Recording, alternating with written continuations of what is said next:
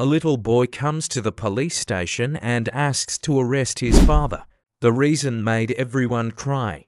In the sleepy town of San Miguel, nothing much ever happened. Life flowed like the gentle river that ran beside it, predictable and serene.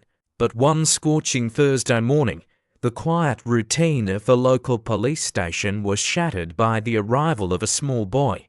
He burst through the doors, his face flushed, and his eyes wide with fear. He looked like a wild animal cornered by a predator. His tiny voice rang out in the dusty air, "Please, please arrest my dad." The officers in the room froze. They were accustomed to dealing with petty thieves, minor accidents, and the occasional domestic dispute, but this was different. The boy was no older than 7, his clothes disheveled, and his shoes covered in dust. His hair, dark and curly, clung to his forehead, wet with sweat. His plea echoed off the walls, leaving a heavy silence in its wake. Nobody knew what to say. At the registration desk, Officer Maria was the first to recover. A mother of 3, she was used to dealing with children, and the sight of the scared little boy tugged at her heartstrings. She rose from her chair, her eyes softening as she approached him. "Hey there, sweetheart," she said gently, crouching down to his level. "What's your name?" The boy hesitated, glancing around the room as if expecting to see something lurking in the shadows. "Samuel," he finally whispered, his voice barely audible. Maria smiled, trying to appear as non-threatening as possible. "That's a nice name, Samuel. I'm Officer Maria. Can you tell me why you want us to arrest your dad?" Samuel's eyes filled with tears, his small body trembling with emotion. "He's bad," he managed to choke out. "He hurts me and my mom. He yells and he did something really bad." A murmur spread through the room. The officers, who had been pretending not to listen, now openly watched the scene unfold. The calm of the station was replaced by a tense anticipation. Sergeant David, a burly man with a gruff exterior, stepped forward.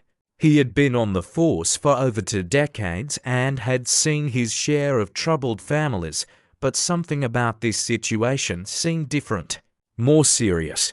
He could sense it in the air. "Let's take this to my office," David suggested, his voice firm yet kind. "We can talk there, Samuel, and you can tell us what happened." He led the boy and Maria down a narrow hallway to a small, cluttered office. The walls were lined with filing cabinets, and the desk was piled high with paperwork. David cleared a space on a chair and motioned for Samuel to sit.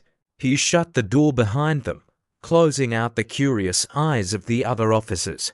Samuel climbed into the chair, his legs dangling above the floor. He looked so small and fragile, like a bird with a broken wing. Maria sat beside him, her hand resting lightly on his back.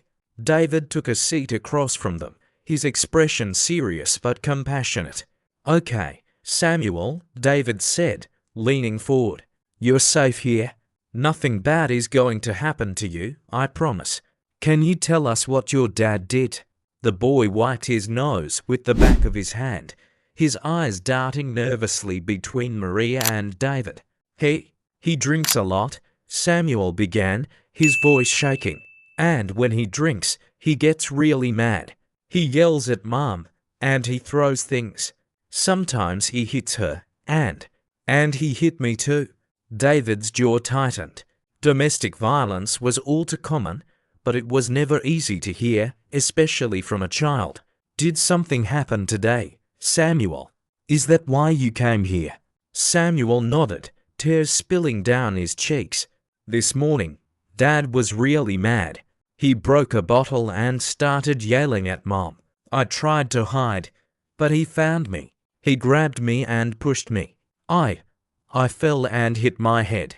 Maria gasped softly, her hand instinctively moving to touch the back of Samuel's head. "Oh, Samuel," she said, her voice breaking. "Are you hurt? Do you need to see a doctor?" Samuel shook his head. "I'm okay. It just hurts a little, but I don't want to go back there." I don't want him to hurt me or Mum anymore. Can you please put him in jail? David exchanged a look with Maria, a silent understanding passing between them. They couldn't ignore this. They couldn't let Samuel go back to a home where he wasn't safe. We're going to help you, Samuel, David said firmly. But we need to know where you live. Can you tell us your address? Samuel hesitated, then nodded. It's the house with the big tree in the front, on Elm Street, number 12. David scribbled the address on a notepad. Okay, Samuel, we're going to go there and we're going to make sure your mom is okay. We'll take care of everything, I promise. Maria stood, extending her hand to the boy. Come on, Samuel, let's get you something to eat. I bet you're hungry. Samuel took her hand, his small fingers gripping hers tightly. As they left the office, David watched them go, a heavy weight settling in his chest. He had seen many things in his career, but the sight of a terrified child begging for help was something that never got easier. David called for backup. Within minutes, a team of officers was assembled, ready to head to Elm Street. They moved quickly, their expressions grim. They knew what they might find, and they were prepared for the worst. As they arrived at the small, run-down house, the sight of the broken front door and shattered glass on the porch confirmed their fears. David motioned for the officers to spread out, covering the exits. He approached the door, his hand resting on his gun. Police, David called out, his voice echoing through the house. We're here to help.